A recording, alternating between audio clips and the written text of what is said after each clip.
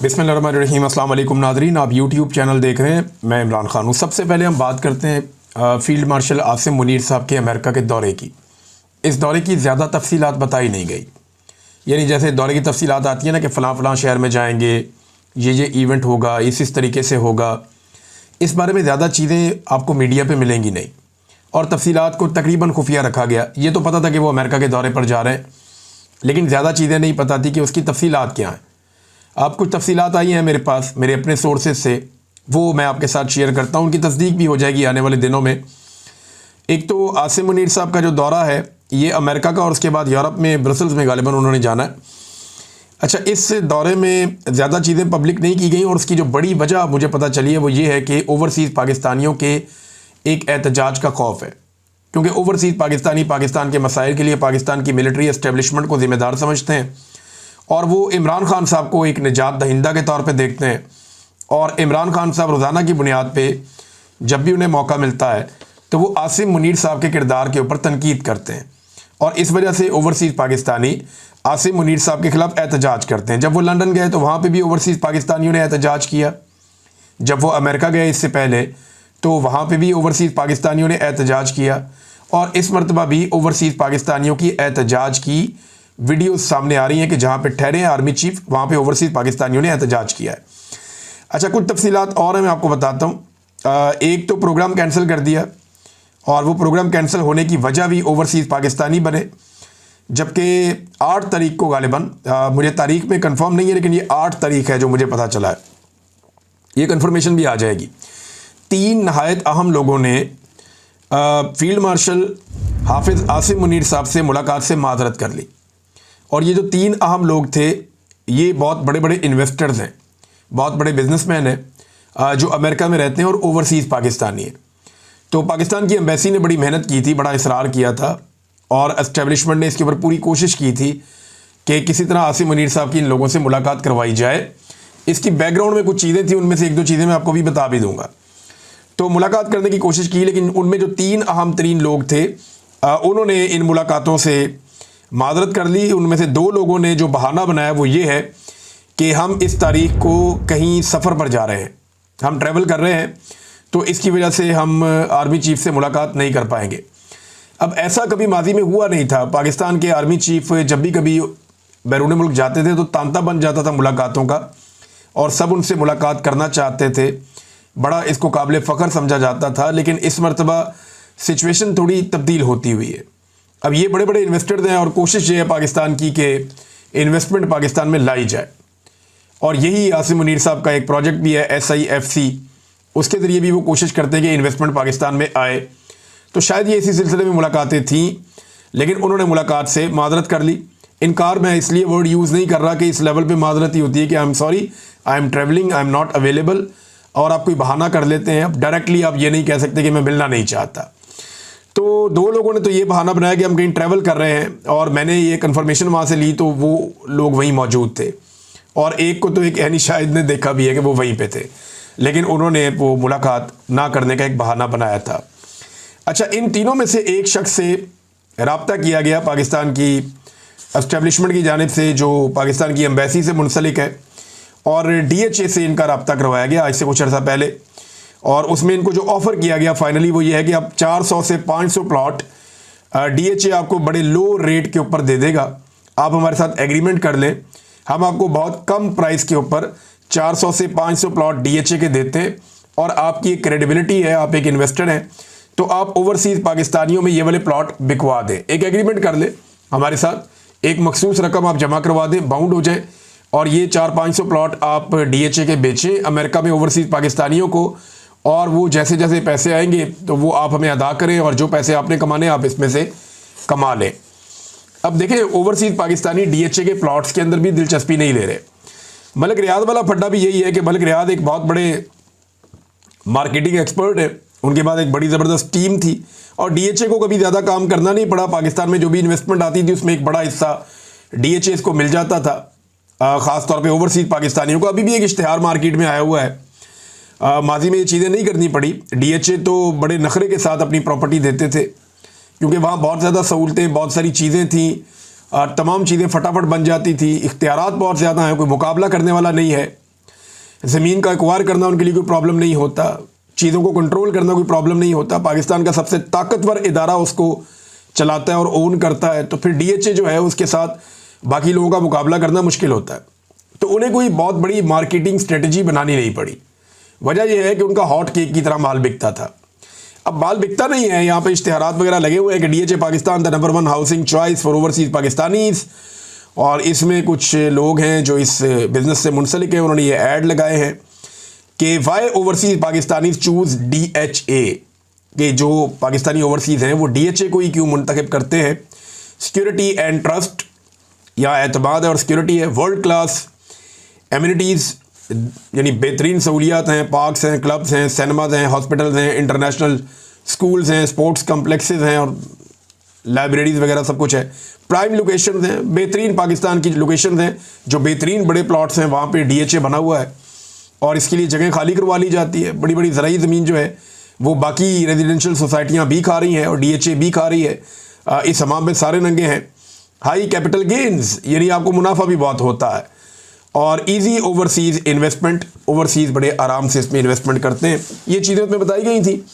तो चलिए, तो इश्तिहार मैंने पढ़ के सुना दिया, डीएचए का भी फ़ायदा हो जाएगा। लेकिन फ़िलहाल वहाँ पे कारोबार ठप हुआ है, यानी ओवरऑल पाकिस्तान का कारोबार ठप है, तो यहाँ पे भी कारोबार ठप हुआ है और डीएचए के प्लॉट नहीं बिक रहे। मुझे 2022 में रजीम चेंज ऑपरेशन के बाद मेरे एक दोस्त हैं जो डीएचए लाहौर में काम करते थे, डीएचए के ऑफिस में। उन्होंने कहा, इमरान साहब सुबह से लेकर शाम तक हमें टाइम ही नहीं मिलता था, इतनी फाइलें ट्रांसफ़र होती थी। डीएचए में इतना ज़्यादा खरीदो फरोख्त का कारोबार था कि हम लोग बहुत बिजी रहते थे। हमारा पूरा जो एक शोबा है जो इस ट्रांसफ़र के मामलों को देखता है, वो सर खुजाने का टाइम नहीं होता था। तो सुबह से लेकर अब 2 बजे का टाइम हो गया, सिर्फ एक हमने ट्रांसफ़र किया है। ये उन्होंने मुझे बताया 2022 में। ये बहुत बड़ा धचका है, क्योंकि जब भी एक प्लॉट ट्रांसफ़र होता है तो एक अच्छी खासी रकम जो है वो अथॉरिटी को भी मिलती है, लेकिन वो सिलसिला रुका हुआ था। तो अब ये 500 प्लॉट ऑफ़र किए गए थे, 400 से 500 के आप ये ले लें, लेकिन वो ओवरसीज़ पाकिस्तानी ने ये कहा जी कि आप, मैं माजरत चाहता हूँ, अभी मैं इस पर काम नहीं कर सकता। अब ये तो सिचुएशन मैंने आपको बताई कि चीज़ें जो हैं वो नाकामी की तरफ जा रही हैं। मैं आगे चल के आपको बताता हूँ कि नाकामी क्या है, उसके लिए ज़िम्मेदार कौन है। लेकिन जो बड़ा फड्डा पड़ा हुआ है वो है मामला आसिफ मुनीर साहब की एक्सटेंशन का। वक्त करीब आते आते एक टेंशन का माहौल पाकिस्तान में बन गया है। आप देखें ना, PMLN के ऊपर, या जो एस्टेब्लिशमेंट की चहीती पॉलिटिकल पार्टी जिसको 17 नशिस्तों से उठाकर 2/3 अक्सरियत दिलवाई गई है, अचानक से उसके और उसके कीमती ब्यूरोक्रेट्स के ऊपर करप्शन के मामला आ रहे हैं, ख़बरें निकाली जा रही हैं। सबसे पहले मरीम नवाज़ की खबर निकलती है कि 10 खरब की एक बेज़ाब्तियाँ और बेकायदगियाँ हैं, यहाँ पे ये खांचा खुल जाता है। उसके बाद पता चलता है जी कि जो सुथरा पंजाब है उसके अंदर अरबों रुपए जो है वो कहाँ गए, किसी को कुछ पता ही नहीं, उसका एहतसाब होना चाहिए। फिर ब्यूरोक्रेसी के ऊपर डंडा चलना शुरू हो जाता है। तो मल्टीपल चीज़ें साथ साथ हो रही हैं और इनको हवा भी दी जा रही है। दूसरी जानिब जो है वो वहाँ से भी कुछ सख्तियाँ हो रही हैं। तो मामला है क्या? देखिए, जब भी कभी एक आर्मी चीफ की एक्सटेंशन का टाइम आता है ना, तो मुल्क में एक टेंशन क्रिएट हो जाती है, ये ऑब्वियस है। जो एक्सटेंशन वाला साल होता है या रिटायरमेंट वाला साल होता है, उस साल ये चीज़ें होती हैं। अब 2025 जो है वो आर्मी चीफ की तब्दीली का साल है उसूलन, नवंबर में। लेकिन क्या ये तब्दीली होगी या एक्सटेंशन होगी, ये फैसला अभी हम नहीं कर सकते। हम इस पर बात तो कर सकते हैं, लेकिन हम नहीं जानते कि क्या होगा। लेकिन इस साल में टेंशन हुकूमत और एस्टेब्लिशमेंट में क्रिएट होना एक फितरी और एक नॉर्मल बात है, क्योंकि कोई भी इस ओहदे को छोड़कर जाना नहीं चाहता। मैंने तो अपनी ज़िंदगी में जितने भी आर्मी चीफ देखे हैं वो सारे इस ओहदे के ऊपर रहना चाहते थे। कोई भी इस ओहदे को छोड़कर जाने पर तैयार नहीं था। चंद सवालात बड़े ज़रूरी है आर्मी चीफ साहब की एक्सटेंशन को लेकर, और वो जवाब हमें, जो कानून साजी की गई है असेंबली में, उस कानून साजी को पढ़ के भी वो जवाब हमें नहीं मिलते। यानी कुछ चीज़ों को इबाम में रखा गया है या उनको पब्लिक नहीं किया गया। जो सर्विसेज चीफ की तकर्री और उनकी मुद्दत मुलाजमत के हवाले से जो बातें कानून साजी में हैं, उसमें अभी तक कोई क्लैरिटी नहीं है हमारे सामने। तो जो सवालात हैं उनमें एक बड़ा सवाल यह है कि आर्मी चीफ या सर्विसेज चीफ की मुद्दत मुलाजमत 5 साल हो चुकी है या अभी होनी है। मैं इसलिए कह रहा हूँ कि कानून तो बनाया 1 साल पहले, आर्मी चीफ को आए हुए हो गए हैं 2.5 साल। तो जो पिछली तैनाती है, क्या उसके ऊपर भी ये कानून असरअंदाज होगा, या आइंदा से आने वाला हर आर्मी चीफ या सर्विसेज चीफ जो है वो 5 साल की मुद्दत इंजॉय करेगा, या पीछे वाला भी इंजॉय करेगा? इसके बारे में क्लैरिटी नहीं है। अब अमूमन जो है वो माजी से इतलाक नहीं होता कानून साजियों का, वो आइंदा से होता है कि अगली तकर्री से हम ये तय कर रहे हैं कि जो भी आएगा वो 5 साल तक रहेगा। दूसरा सवाल ये है कि क्या आर्मी चीफ को 3 साल जो है वो 3 साल को 5 साल किया जाएगा या 3 साल मुकम्मल होने पर नए 5 साल मिलेंगे। ये बहुत अहम है। देखें, अगर ये आर्मी चीफ पिछली मुद्दत मुलाजमत मुकम्मल करते हुए 29 नवंबर को रिटायर हो जाते हैं, हालांकि इनकी जो मुद्दत है वो 25 नवंबर को गालिबन वो पूरी हो जाती है, क्योंकि उससे पहले रिटायर हो गए थे, तो रिटेन करके इनको आर्मी चीफ बनाया गया। दोबारा समरी भी मंगवाई गई ताकि इनका नाम शामिल हो, आसिम मुनीर साहब का। तो इसको ज़रा थोड़ा सा आप गौर करें कि अगर 29 को फ़र्ज़ कर दें वो रिटायर होते हैं और एक और एक्सटेंशन मिलती है तो वो 5 साल की होगी, तो 3 ये हो गए और 5 अगले हो गए, 8 साल तो हो गए सीधे। लेकिन अगर ये कहा जाता है कि हमने क्योंकि जो 5 साल कर दिया था वो आसिम मुनीर साहब के लिए वो अप्लाई हो सकता है, तो 3 साल प्लस 2 साल और ये 5 साल फिर ऐसे होगा। और अगर ये एक नया आर्मी चीफ लेकर आ जाते हैं, जिसके इम्कानात भी हैं कि ये आर्मी चीफ रिटायर हो जाते हैं, एक नया आर्मी चीफ आ जाता है नवंबर में, तो अगर वो आता है तो वो 5 साल के लिए आएगा या 3 साल के लिए आएगा। क्या ये मामला अदालत में चैलेंज होगा? ये है जनाब सवालात। अब तीसरा सवाल ये खड़ा होता है कि क्या ये कानून साजी अदालत में चैलेंज हो सकती है? तो देखें, 26वीं आईनी तरमीम आई इसलिए थी कि अदालतों को कंट्रोल किया जा सके, और कोई कानून साजी या कोई चीज़ अगर अदालत में चैलेंज हो तो आईनी अदालत मौजूद हो जिससे मर्जी का फैसला लिया जा सके, तो वो मौजूद है। क्या नवाज शरीफ फील्ड मार्शल आसिम मुनीर को मजीद एक्सटेंशन देंगे? ये है जी सबसे इंपॉर्टेंट क्वेश्चन। नवाज शरीफ साहब के बहुत सारे शिकवे और शिकायतें भी हैं। लंदन प्लान जिसका जिक्र इमरान खान साहब भी करते थे, पीटीआई के लोग भी करते हैं, उनका ये कहना है कि जो लंदन प्लान है उसमें यह तय पा गया था कि नवाज शरीफ को बनाया जाएगा वजीर आज़म। अब उनको तो नहीं बनाया गया, बल्कि सबको लास्टिक की शलवार पहनाई गई, तो नवाज शरीफ को वो भी नहीं किया गया। उनकी शलवार में ना लास्टिक डाला गया ना नाला डाला गया, उनको बीच में लटका दिया गया। जो यास्मीन राशिद वाली सीट है वो तो सबसे खौफनाक किस्म की धांधली है, और वो तो ओपन है, यानी उसको जानबूझकर ऐसा रखा गया कि जब दिल करे नवाज शरीफ साहब का बाजू मरोड़ दें। तो फैज़ हमीद को अभी तक सज़ा नहीं हुई, मियाँ साहब की मकबूलियत भी बढ़ गई, यानी मियाँ साहब को वज़ीर आज़म बनाना था, वज़ीर आज़म बनाना तो दरकिनार, उनकी जो अपनी मकबूलियत थी वो भी बढ़ गई। और एक सियासतदान जो है वो मकबूलियत उसके लिए बहुत इंपॉर्टेंस रखती है, उसको इस बात पर बड़ा ज़ोम होता है कि लोग मेरे साथ खड़े हैं, पाकिस्तानी मेरे साथ हैं, मेरे मुल्क के लोग मेरे से प्यार करते हैं। लेकिन मियाँ साहब ने ये सारी चीज़ें खो दी और वो उसके लिए रिस्पॉन्सिबल समझते हैं एस्टेब्लिशमेंट को। और आसिम मुनीर साहब ने क्या उनकी ख्वाहिशात पूरी की हैं? तो मियाँ साहब के शिकवे शिकायतें भी हैं। इस हवाले से एक ट्वीट है जो शाहीन साहबाई साहब ने दावा करके की है, मैं एज इट इज़ आपको पढ़ के सुना दूंगा। क्या अमेरिका को खुश किया जा सकेगा? ये एक और बड़ा सवाल है, मैंने आखिर में रखा है, लेकिन ये सबसे इंपॉर्टेंट है। बड़ी सख्त डिमांड है अमेरिका की, और इसराइल को तस्लीम करना जो है बहुत बड़ा एक चैलेंज है कि इसराइल को क्या पाकिस्तान तस्लीम कर सकेगा, क्योंकि डोनाल्ड ट्रंप की एक बड़ी जो डिमांड है पाकिस्तान से, वो ये चाहता है कि पाकिस्तान इसराइल को तस्लीम करे। और डोनाल्ड ट्रंप की शख्सियत ऐसी है कि वो ज़्यादा इंतज़ार करने वाला आदमी भी नहीं है। आखिर में आपको एक बात बताता हूँ कि नवाज शरीफ ये अच्छी तरह जानते हैं कि उनके हाथ में अगर कोई हथियार है तो वो नवंबर तक है, उसके बाद मियाँ साहब निहत्थे हो जाएंगे और फिर तमाम तर जो है वो ताकत वो दूसरी तरफ चली जाएगी, एस्टेब्लिशमेंट के पास चली जाएगी, और जितने फेलियर हैं वो सारे सियासतदानों पे डाल दिए जाएंगे। अब मैं आपको बताता हूँ कि मईशत के हवाले से हुकूमत भी नाकाम हुई है और एस्टेब्लिशमेंट भी नाकाम हुई है। आर्मी चीफ का अपना प्रोजेक्ट जो SIFC है वो बुरी तरह नाकाम हुआ है। वो कहते थे सैकड़ों अरब की ये इन्वेस्टमेंट पाकिस्तान में लेकर आएंगे, लेकिन चंद अरब की इन्वेस्टमेंट भी हमने पाकिस्तान में आती हुई नहीं देखी। हालांकि ये हुआ कि पाकिस्तान से पाकिस्तानी भी मुल्क छोड़कर चले गए और बहुत सारे लोग अपनी इन्वेस्टमेंट भी पाकिस्तान से निकाल कर चले गए, बल्कि बैनुल-अक़वामी कंपनियां जो पाकिस्तान में काम कर रही थी वो अपने प्रोजेक्ट बंद करके जाने लगी। तो पाकिस्तान से सरमाया अंदर आने की बजाय SIFC बनने के बाद सरमाया पाकिस्तान से बाहर गया। कर्जे के ऊपर ये मुल्क चल रहा है और कर्जे के पैसे अपने हमने रखे हुए कौमी खजाने के अंदर भी। अब हो ये रहा है कि SIFC भी नाकाम हो गया, जबकि उड़ान पाकिस्तान का जो हुकूमत का मनसूबा है वो भी नाकाम हो गया। अब ये दोनों एक दूसरे को जिम्मेदार समझते हैं मईशत की तबाही के लिए और एक दूसरे से बुग़्ज़ भी रखते हैं, ये बात बड़ी क्लियर है। लेकिन इन दोनों के इकट्ठे होने के पीछे एक वजह जो है इमरान खान है, कैदी नंबर 804। इन दोनों को लगता है कि वो हम दोनों से ताकतवर है, अगर हम अलग अलग हुए तो वो हम दोनों को मारेगा, हम जब तक इकट्ठे रहेंगे हमारा इसमें सर्वाइवल है। यही एक चीज़ इन्हें इकट्ठा रखे हुए है। इदारे में ये सोच है कि इन बेशर्मों की वजह से हमने अपनी इज्जत गंवा ली, हमने अवाम के अंदर अपनी बेइज्जती करवा ली, लेकिन इनसे डिलीवर नहीं हुआ, ये मुल्क को ठीक ही नहीं कर सके।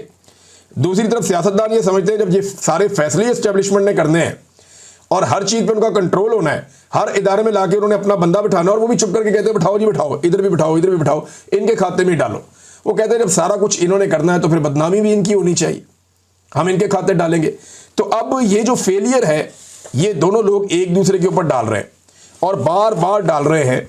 शाहीन सहबाई साहब का ट्वीट यहां पे पढ़ना बहुत ज़रूरी है, मैं आपके सामने रखता हूं। उन्होंने कहा खुफिया रिकॉर्डिंग की गूंज, इस्लामाबाद के ऐवानों में कुछ नई खुफिया बातों की रिकॉर्डिंग के बड़े चर्चे हैं। ये बातचीत जरदारी, नवाज शरीफ और कई नून लीग और पीपल्स पार्टी के लीडरों के दरमियान है, जिसमें कहा जा रहा है कि आसिम मुनीर को गालियां भी दी गई।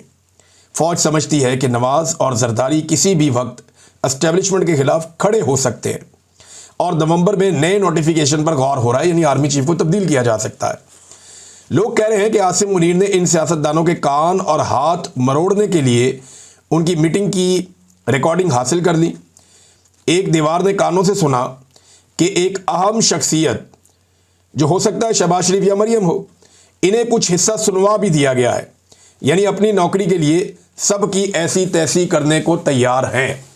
ये जनाब शाहीन सहबाई साहब की ट्वीट है और ये पूरा एक नया सिनेरियो जो है उसको बिल्डअप कर रहे हैं। आसिम मुनीर साहब का एक स्टेटमेंट है, बड़ा इंपॉर्टेंट स्टेटमेंट है फील्ड मार्शल का। मैंने siyaasat.pk पे ये स्टेटमेंट पढ़ा और मुझे बड़ी खुशगवार हैरत हुई ये स्टेटमेंट पढ़ने के बाद। उन्होंने कहा कि आइन को ना मानने वालों को हम पाकिस्तानी नहीं मानते। ये फील्ड मार्शल आसिम मुनीर साहब ने कहा कि आइन को ना मानने वालों को हम पाकिस्तानी नहीं मानते। हम भी नहीं मानते, मानना भी नहीं चाहिए, लेकिन क्या हमने ये गौर किया कि आइन किसने तोड़ा और कौन कौन है जिसने आइन को नहीं माना? तो आसिम मुनीर साहब कह रहे हैं कि परवेज़ मुशर्रफ, ज़ियाउल हक, याया खान, अयूब खान, जनरल फैज़ हमीद और जनरल बाजवा, इन लोगों ने तो आइन की धज्जियां उड़ाई हैं। ये दो ने तो रिसेंटली उड़ाई हैं, दोनों जिंदा हैं, और बाकी 4 डिक्टेटर जो है फौत हो गए। तो अगर आप इन्हें पाकिस्तानी नहीं मानते तो फिर ये मिलिट्री के जनरल कैसे हो सकते हैं, इनके पास एजाज़ात कैसे हो सकते हैं? तो इनकी कब्रों का ट्रायल होना चाहिए। आसिम मुनीर साहब को अगर आइन से हमदर्दी, और वो ये कहते हैं कि जो आइन को नहीं मानता हम उसे पाकिस्तानी नहीं मानते, तो फिर इन जर्नैलों से इनके टाइटल वापस लिए जाए, इनके कब्रों के ट्रायल किए जाए और दुनिया को बताया जाए कि इन्होंने क्योंकि आइन को रोंदा था, आइन की खिलाफ वर्जी की थी, लिहाजा हमने अपने इदारे से एहतसाब शुरू किया है और 4 डिक्टेटरों को हमने फारिग कर दिया है। और फिर जनरल बाजवा, जिनके बहुत सारे गवाह आज भी मौजूद हैं और वो सारे बताते हैं कि जनरल बाजवा ने सियासत में मुदाखलत की, गैर आइनी हथकंडे इस्तेमाल किए, अपने हलफ को तोड़ा। जनरल फैज़ ने भी यही किया। तो इन दोनों को भी निशाने इबरत बनाए, जबकि आपका फैसला जो है वो आने वाले कर देंगे, क्योंकि 90 दिन में इलेक्शन कराना भी आइन में लिखा है और इलेक्शन कमीशन भी इसके अंदर फंसेगा क्योंकि उसने 90 दिन के अंदर इलेक्शन नहीं करवाया।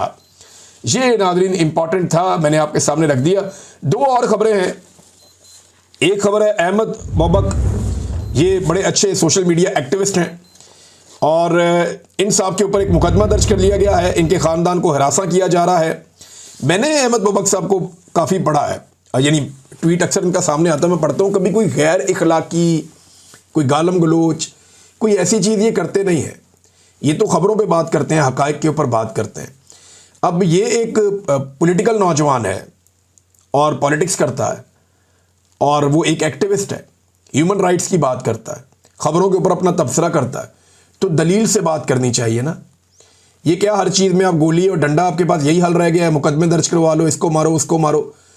अगर रियासत यही करती जाएगी कि जो लोग दलील से बात करते हैं उनको दीवार के साथ लगाएंगे, तो क्या सबको आप दहशतगर्द बनाना चाहते हैं?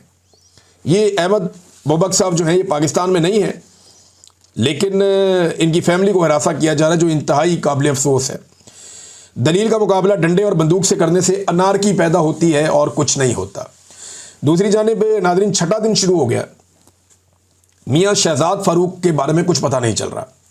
बाकायदा एक वीडियो मौजूद है जिसमें नज़र आ रहा है कि मियाँ शहजाद फारूक के ऊपर टॉर्चर किया जा रहा है पुलिस की जानिब से। पुलिस पहचानी जा रही है, पता चल रहा है कौन है पुलिस वाले।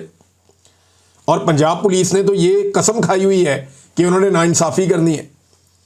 बाकायदा मियाँ शहजाद फारूक मुख्तलिफ गवाहों की मौजूदगी में गिरफ़्तार होते हैं, उनको टॉर्चर करके गिरफ़्तार किया जाता है, पुलिस की गाड़ी में डाला जाता है और उनको गिरफ्तार कर लिया जाता है। जो उनके साथ लोग मौजूद थे वो बताते हैं कि जनाब हमारे सामने वो मौजूद थे, उनको वहाँ से उठाकर लेकर गए और फिर नामालूम अफराद आते हैं और उन्हें ले जाते हैं। अब छठा दिन हो गया, उनके बारे में कुछ पता नहीं चल रहा कि ये शख्स कहाँ गायब है। जबरी तौर पे गुमशुदगी और लापता करने का एक ज़बरदस्त केस है ये। अदालत ने अगर इंसाफ देना है, लाहौर हाई कोर्ट में जस्टिस आलिया नीलम साहिबा हैं, अगर वो इंसाफ देना चाहती हैं या इंसाफ में बिलीव करती हैं तो ये क्लासिकल केस है। इस केस को अपने सामने रखें और ये टेस्ट केस है अदालत के लिए। बुलाएं पुलिस वाले को, एसएचओ को भी, आईजी को भी, और उन्हें बुलाकर पूछें कि ये बंदा आप गिरफ्तार करके लेकर गए थे, आपके पास से ये बंदा कहाँ गया। और वो जो बाकी लोग साथ गिरफ्तार हुए थे उनको बुलाएं और बुलाकर पूछें कि आपके साथ ये बंदा गिरफ्तार होकर पुलिस के पास गया था, इसको वहां से कौन छीन कर लेकर गया और बाहर किसने निकाला था। ये कैसे पॉसिबल है कि एक बंदे को ही गायब कर दिया जाए। यानी ये किसी महज़िब दुनिया में आप सोच भी नहीं सकते। ये मुमकिन ही नहीं है जो पाकिस्तान के अंदर गंद मारा जा रहा है। और ये सिलसिला यहाँ रुकेगा नहीं। ये जितने भी सियासतदान हैं, हुक्मरान हैं, याद रखें कल को इनके बच्चे भी लापता हो जाएंगे और ये फिर रोएंगे उस वक्त, क्योंकि ये आग लगती जा रही है, फैलती जा रही है। इसको रोको सारे मिलकर। ये जबरी तौर पे लापता करने का सिलसिला बंद होना चाहिए। मियाँ अबाद फ़ारूक साहब ने बहुत शोर मचाया अपने भाई के लिए, वो कोशिश कर रहे हैं, लेकिन वक्त हमेशा एक जैसा नहीं रहता। ये जो लोग ये कर रहे हैं इन्हें कल जवाब देना पड़ेगा। अब तक के लिए इतना ही। अपना ख्याल रखिएगा, अपने इस चैनल का भी। अल्लाह हाफ़िज़।